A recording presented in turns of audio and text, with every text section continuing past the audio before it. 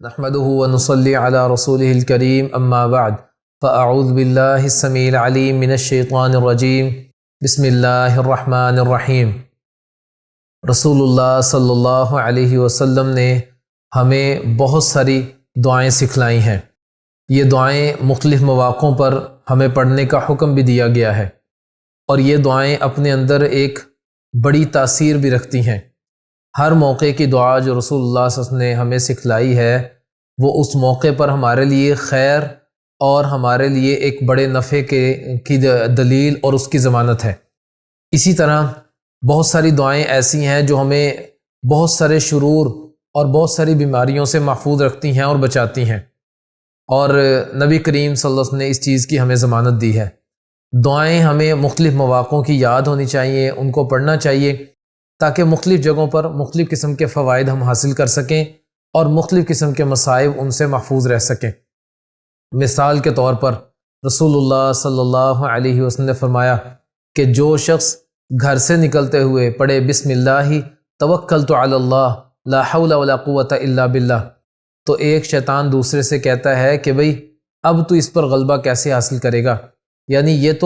اس نے تو اللہ پر بھروسہ اور توکل کر لیا اور اللہ تعالیٰ سے مدد مانگ لی، یہ تو کہتا ہے کہ نیکی کروں گا تو وہ بھی اللہ کی قوت اور اس کی طاقت سے، اور گناہ سے بچوں گا تو اس کی بھی قوت اور طاقت اللہ ہی مجھے دیں گے اور اس سے بچنے کی توفیق عطا کریں گے۔ تو اسی طرح نبی کریم صلی اللہ علیہ وسلم نے اور بہت سارے مواقع کی دعائیں بیان کی ہیں، ان کے فوائد بیان کیے ہیں، اور صحابہ کرام نے ان کے فوائد دیکھے بھی۔ جیسے نبی مکرم صلی اللہ علیہ وسلم کے ایک صحابی ابو سلمہ رضی اللہ تعالیٰ عنہ، وہ اللہ کے نبی سے ایک دعا سیکھتے ہیں مصیبت کے وقت کہ اس دعا کو پڑھا جائے، انا للہ و انا الیہ راجعون، اور اس کے بعد اللہم اجرنی فی مصیبتی واخلف لی خیرا منہا۔ اس دعا کو سیکھا، اپنی جو وائف تھی ان کی، اپنی بیگم،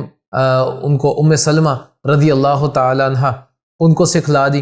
کچھ ایام کے بعد ابو سلمہ وہ وفات پا چکے۔ اب ام سلمہ کہتی تھی کہ میں بڑی پریشان تھی، اور میں نے یہ دعا بھی سیکھی ہوئی تھی کہ جب بھی کوئی مصیبت آئے تو اگر یہ پڑھیں انا للہ و انا الیہ راجعون اللہم اجرنی فی مصیبتی واخلف لی خیرا منہا، تو وہ چیز جس کو ہم ضائع کر چکے ہیں اس سے بہتر چیز اللہ تعالیٰ ہمیں عطا کر دیتے ہیں۔ تو ام سلمہ رضی اللہ تعالیٰ عنہ کہتی ہیں کہ میں اس دعا کو پڑھتی تھی اور ساتھ میں یہ بھی سوچتی تھی کہ ابو سلمہ تو بہت اچھے تھے، ان جیسا تو میں نے کوئی بندہ دیکھا ہی نہیں، تو ان سے اچھا بندہ مجھے کہاں مل جائے گا، چونکہ اللہ کے نبی نے یہ دعا بیان کی ہے اور ساتھ میں کہا کہ جو اس کو پڑھتا ہے جو چیز ضائع ہو جائے اس سے اچھی چیز ملے گی۔ تو کہتی میں سوچتی تھی کہ اس سے اچھی کیسے ملے گی۔ آخر جب میں نے اس دعا کو پڑھا اور عدت مکمل ہوگی تو اس کے بعد رسول اللہ صلی اللہ علیہ وسلم نے مجھے نکاح کا پیغام بھیجا۔ اس وقت پھر میں نے کہا کہ ہاں، اللہ کے نبی نے سچ کہا تھا کہ جو اس دعا کو پڑھے تو ایسی چیز جس چیز کو ضائع کر دیتا ہے اس سے بہتر چیز اللہ تعالیٰ اس کو عطا کر دیتے ہیں۔ تو دعائیں جو ہیں یہ ہمارے لیے بہت زیادہ